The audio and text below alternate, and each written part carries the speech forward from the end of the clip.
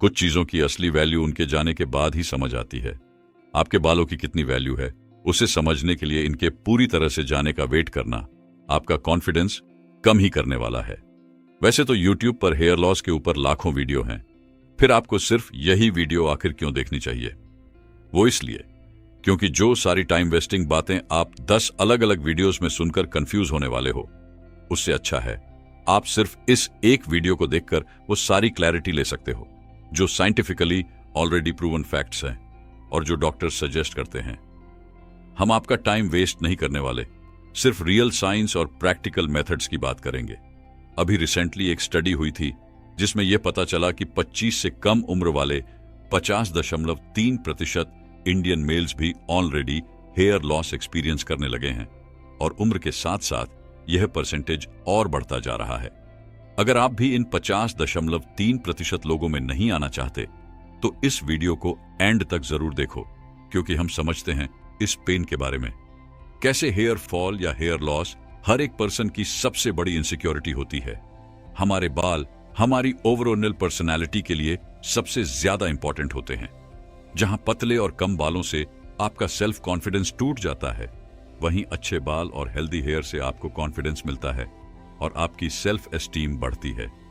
यही बाल आपके लुक्स में कॉन्फिडेंस ऐड करते हैं। लेकिन अगर बाल ज्यादा झड़ने लगें तो मानो आपका सारा कॉन्फिडेंस चला जाता है, सोशल एंजाइटी बढ़ जाती है और सेल्फ एस्टीम पूरी तरह से खत्म हो जाती है। लेकिन ऐसा नहीं होगा, क्योंकि अभी हम आपके साथ 3 पार्ट्स शेयर करने वाले हैं जो आपको हेयर फॉल के कोर रीजन से लेकर बेस्ट सॉल्यूशन तक लेकर जाएगा।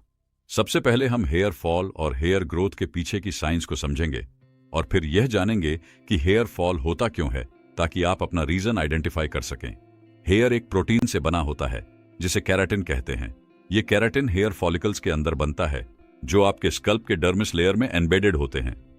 हेयर फॉलिकल एक टनल शेप्ड स्ट्रक्चर होता है जिसमें हेयर उगता है। फॉलिकल के बेस में डर्मल पेपिला होती है जो हेयर बल्ब्स को न्यूट्रिएंट्स देती है, जिससे हेयर ग्रोथ होती है। हेयर शाफ्ट 3 लेयर्स से बना होता है। इनर मोस्ट मेडुला जो हेयर को शाइन और टेक्सचर देती है, मिडल कॉर्टेक्स जो हेयर को कलर और स्ट्रेंथ देती है, और आउटर मोस्ट क्यूटिकल जो हेयर शाफ्ट को प्रोटेक्ट करती है। हर बाल का एक लाइफ साइकिल होता है जो 3 मेन स्टेजेस से मिलकर बना होता है: anagen growth phase, catagen transition phase और टेलोजन रेस्टिंग फेज। आइए इसे थोड़ा डिटेल में समझते हैं। एंजन ग्रोथ फेज में हेयर फॉलिकल्स के सेल्स रैपिडली डिवाइड करते हैं और नया बाल निकलता है। यह फेज 2 से 7 साल तक चलता है, जो आपके जेनेटिक्स और हेल्थ फैक्टर्स पर डिपेंड करता है। जितना लंबा यह फेज चलेगा उतने लंबे बाल हो सकते हैं। कैटेजन ट्रांजिशन फेज में हेयर फॉलिकल्स श्रिंक होने लगते हैं और हेयर ग्रोथ रुक जाती है। यह फेज सिर्फ 2-3 हफ्तों का होता है। टेलोजन रेस्टिंग फेज में हेयर फॉलिकल रेस्ट मोड में होता है और हेयर शाफ्ट सरफेस के पास आ जाता है। इस फेज के एंड पर बाल नेचुरली शेड हो जाते हैं और फॉलिकल फिर से एंजन फेज में एंटर करता है। इस पूरी हेयर ग्रोथ साइकिल को एक एवरेज इंसान 10 से 30 बार रिपीट करता है। जब भी कभी ये हेयर ग्रोथ साइकिल डिस्टर्ब हो जाती है तब हेयर फॉल होता है। स्टेज 1 नॉर्मल शेडिंग, जिसे टेलोजन एफ्लूवियम कहते हैं, सबसे कॉमन है और हर किसी में होती है। दिन में 50 से 100 बाल गिरना नॉर्मल है। टेलोजन एफ्लूवियम तब होता है जब ज्यादा फॉलिकल्स प्रीमैच्योर टेलोजन फेज में एंटर कर जाते हैं, जिससे सडन हेयर लॉस होता है। अगर आप नोटिस करते हैं कि ज्यादा बाल गिर रहे हैं, स्पेशली जब आप ब्रश या वॉश करते हैं और आपके स्कैल्प के बॉल्ड पैचेस नहीं हैं, तो यह टेलोजन एफ्लूवियम का साइन हो सकता है। Stage 2 thinning hair androgenetic alopecia है, जिसे मेल पैटर्न या फीमेल पैटर्न बॉल्डनेस कहते हैं। यह एक प्रोग्रेसिव हेयर लॉस का स्टेज है। इस स्टेज में डीएचटी हार्मोन हेयर फॉलिकल्स को श्रिंक कर देता है, जिससे बाल पतले और कमजोर हो जाते हैं। यह स्टेज धीरे धीरे होती है, लेकिन अगर समय पर ट्रीट ना किया जाए तो परमानेंट गंजापन हो सकता है। अगर आपके बाल पतले हो रहे हैं, स्पेशली हेयर लाइन पर, और फैमिली में भी बॉल्डनेस की हिस्ट्री है, तो ये एंड्रोजेनेटिक एलोपेसिया का साइन हो सकता है। Stage 3 advanced hair loss alopecia areata है। यह एक ऑटोइम्यून कंडीशन है जिसमें बॉडी का इम्यून सिस्टम अपने ही हेयर फॉलिकल्स को अटैक करता है। इस कंडीशन में स्कैल्प पर sudden round bald patches develop हो जाते हैं।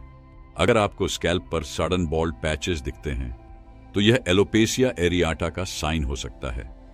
ये पैचेस यूजुअली स्मूथ और राउंड होते हैं और हेयर फॉलिकल्स विजिबली मिसिंग होते हैं। Stage 4 permanent hair loss scarring alopecia है। इस स्टेज में इन्फ्लेमेशन स्कैल्प के हेयर फॉलिकल्स को परमानेंटली डैमेज कर देती है, जिससे परमानेंट हेयर लॉस होता है। अगर आपको स्कैल्प पर स्कार्स या रफ पैचेस दिखते हैं जहां से बाल बिल्कुल भी नहीं उगते, तो ये स्कैरिंग एलोपेसिया का साइन हो सकता है। इस स्टेज में स्कैल्प का अफेक्टेड एरिया यूजुअली हार्ड और इन्फ्लेम्ड होता है। अब आप यह कैसे आइडेंटिफाई करोगे कि आपका हेयर फॉल स्टेज कौन सा है? इसके लिए आपको करना होगा एक पुल टेस्ट। अपने स्कैल्प के डिफरेंट एरियाज में 20 से 30 बालों का एक छोटा सेक्शन लो और जेंटली पुल करो। अगर 6 से 10 बाल या उससे ज्यादा निकलते हैं तो यह टेलोजन एफ्लूवियम या एंड्रोजेनेटिक एलोपेसिया का साइन हो सकता है।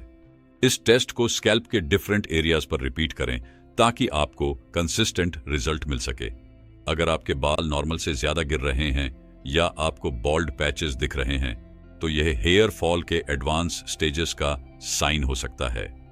अगर आपको लगता है कि आपका हेयर फॉल बढ़ रहा है, तो डर्मेटोलॉजिस्ट से कंसल्ट करना जरूरी है ताकि वो आपके हेयर फॉल स्टेज को एक्यूरेटली डायग्नोज कर सके और सूटेबल ट्रीटमेंट रिकमेंड कर सके।